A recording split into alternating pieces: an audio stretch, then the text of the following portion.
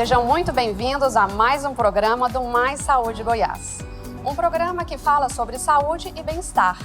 E na entrevista de hoje, vamos falar sobre os olhos e as pálpebras. E temos a honra de receber uma grande autoridade no assunto, o Dr. Roberto Limonge. Ele é o médico mais novo a chegar à presidência da Sociedade Brasileira de Cirurgia Plástica Ocular, comprovando o seu talento e competência na oftalmologia. É professor afiliado de oftalmologia da Faculdade de Medicina da Universidade Federal de Goiás e lá ele é também professor permanente de pós-graduação em Ciências da Saúde. Tem 4 livros de sua autoria, publicados sobre cirurgia plástica das pálpebras. Ele dispõe de 30 artigos completos e já publicados no Brasil e no exterior, e já ministrou mais de 150 palestras em congressos e cursos dentro e fora do país. Dr. Roberto, primeiramente, parabéns pelo brilhante percurso profissional. É sempre muito inspirador encontrar profissionais como você e seja muito bem-vindo ao nosso programa. Vamos dar início, então, a essa entrevista falando sobre um assunto muito interessante, que é sobre a técnica de sua autoria, a técnica SIM, que em inglês significa Short Incision Mid-Facelift, e que foi publicado na revista internacional JAMA Facial Plastic Surgery, especializada em cirurgias plásticas faciais. Dr. Roberto, você pode, por gentileza, explicar sobre essa técnica que você criou? Claro. Em primeiro lugar, eu queria agradecer aqui essa oportunidade de falar sobre um assunto que está tão em voga, né, nesses tempos de pandemia, que são os olhos e as pálpebras. Eu venho trabalhando com cirurgia de pálpebra há mais de 20 anos e sempre a ideia foi tentar buscar alguma técnica que oferecesse melhores resultados para os meus pacientes e, claro, que fosse ao mesmo tempo pouco invasiva, com cortes mínimos, cortes pequenos. Então, pensando nisso, eu peguei uma técnica que já existia, né, a elevação do terço médio da face, o mid-facelift, já tinha sido descrito por vários autores, e eu desenvolvi uma forma de deixar essa técnica com um corte muito pequeno, pouco visível, durante a cirurgia da pálpebra. Então, é uma técnica de cirurgia de pálpebra, né, da pálpebra inferior, aonde eu não simplesmente retiro uma fitinha de pele ou uma fitinha de músculo. Na verdade, eu elevo todo o terço médio da face e, ao mesmo tempo, retiro pele, gordura e excesso de músculo. Então, dessa forma, quando a gente sutura todo esse flap, né, esse retalho de músculo numa posição mais alta da face, eu vou suavizar esse famoso bigode chinês e vou dar um volume maior para essa porção alta, né, da maçã do rosto, que é como se fosse um preenchimento natural aí com o tecido do próprio paciente. Com isso a gente suaviza também as olheiras, né, a gente retira os bolsões de gordura, ou às vezes eu transfiro esse bolsão de gordura para uma região onde falta volume, e com isso eu tenho muito mais segurança com a minha cirurgia. Quer dizer, eu sei que eu posso tirar uma boa quantidade de pele e eu não vou correr o risco de ter retração, porque com a técnica, além de dar suporte, um suporte muito forte para a pálpebra, eu consigo também fixar novamente todos os ligamentos aqui, quer dizer, deixar uma pálpebra inferior, principalmente, bem firme. E eu sei que no pós-operatório eu não vou ficar preocupado em retração, em mau posicionamento da pálpebra. E eu consigo fazer isso tudo, né? Acho que o mais interessante da técnica, como eu já disse, ela existia, porém com um corte muito extenso aqui na região lateral da pálpebra, o que deixava os pacientes, né, meio insatisfeitos. Eu consegui desenvolver com uma incisão muito pequena, onde eu faço isso tudo por dentro. Entendi. Então os cortes ficam aí um pouco... Esteticamente mais interessantes. Muito mais interessantes. Entendi. Então é um aprimoramento, né, da técnica. Na verdade, é o que a gente busca.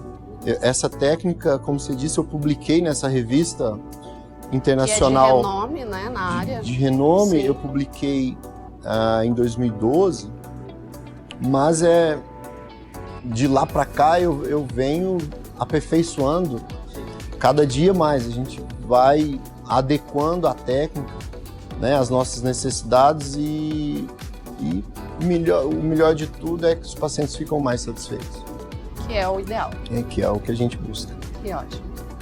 Doutor Roberto, existe um novo termo que está sendo introduzido agora na literatura por você, juntamente com um grupo de profissionais da área, que é o termo blefaroplastia estruturada. Você pode falar sobre esse assunto? Claro.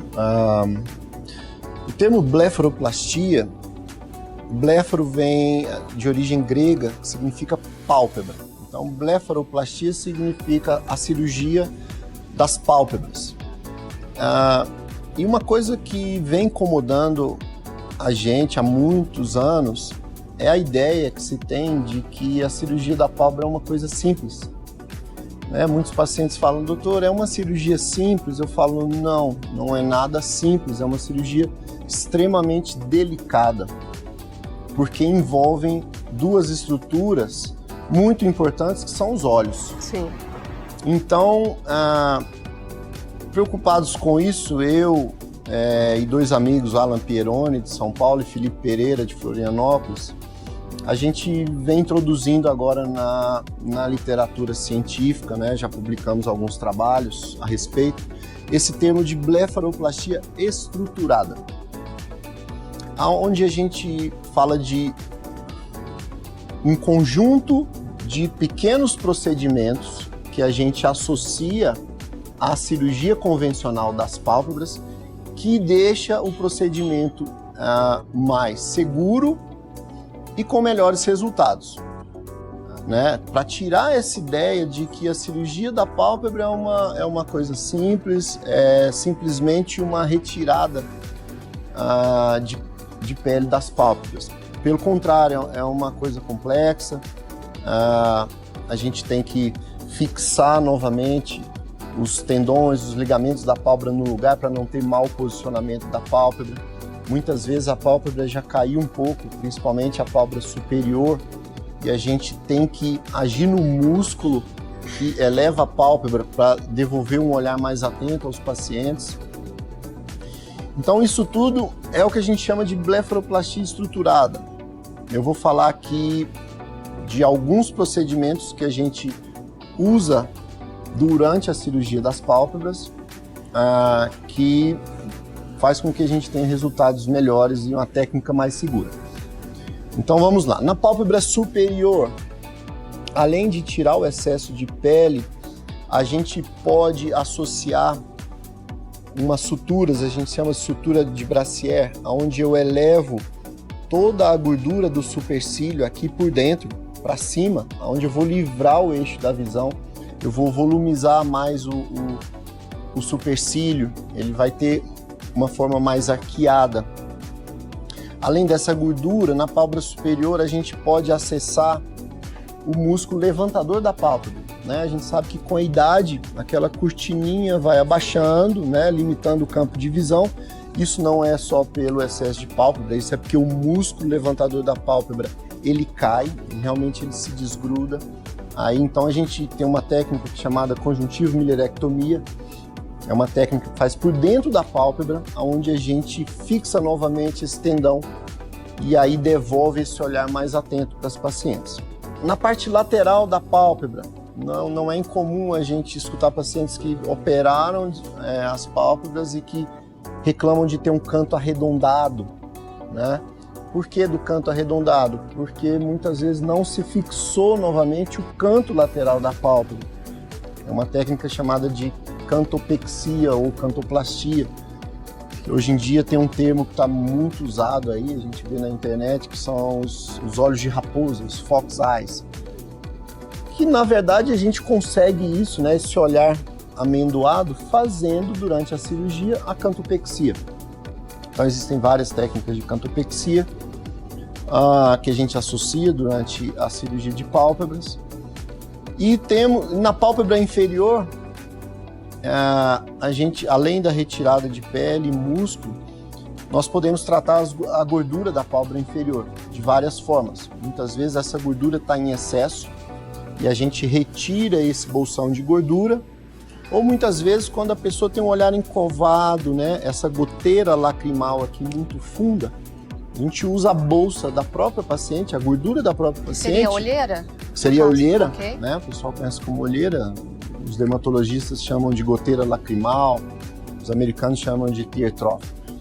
Enfim, a gente preenche esse espaço com a própria gordura da paciente. Entendi. Porque se a gente tirar mais gordura, vai ficar com o olhar mais encovado. Então, por meio de um corte interno também, né, pela conjuntiva, não pela pele, a gente consegue transferir essa bolsa de gordura para esses espaços. Então, é como se pegasse a areia de um morro, colocasse em um vale para formar uma planície.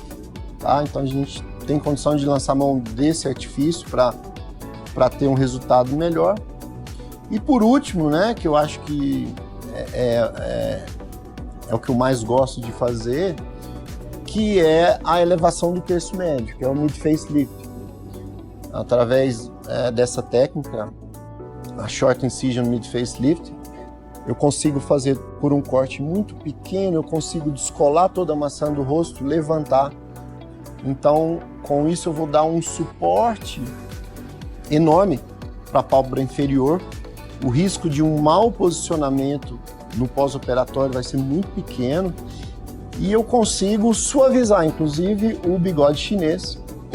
E como eu trago todos esses tecidos, como músculo e gordura para cima, eu preencho a região da goteira lacrimal, a região da olheira. Sim. E deixo a maçã do rosto, né, com essa forma mais ovalada, mais volumosa, mais convexa, que é o que a gente busca. Esteticamente é considerado um padrão de beleza. Sim. Tá? Então, todos esses pequenos procedimentos, técnicas minimamente invasivas que a gente associa à blefaroplastia, né, à cirurgia plástica das pálpebras, é o que a gente vem tentando padronizar como a blefaroplastia estruturada. Um novo conceito, eu tenho certeza que vai ser muito falado aí nas próximas décadas. Dr. Roberto, foi uma honra poder te entrevistar aqui hoje. E muitíssimo obrigado por dividir conosco um pouco do seu vasto conhecimento em oftalmologia. E que você continue com sucesso sua brilhante carreira em prol da saúde dos olhos, um bem tão precioso. Imagina, eu que agradeço a oportunidade. Eu acho sempre muito bom falar do que a gente se dedicou a vida inteira, do que a gente estudou e estuda diariamente em prol da melhoria da saúde dos olhos das pessoas. Que é um bem muito precioso. Muito precioso. Muito obrigado. Que bom, muito obrigada.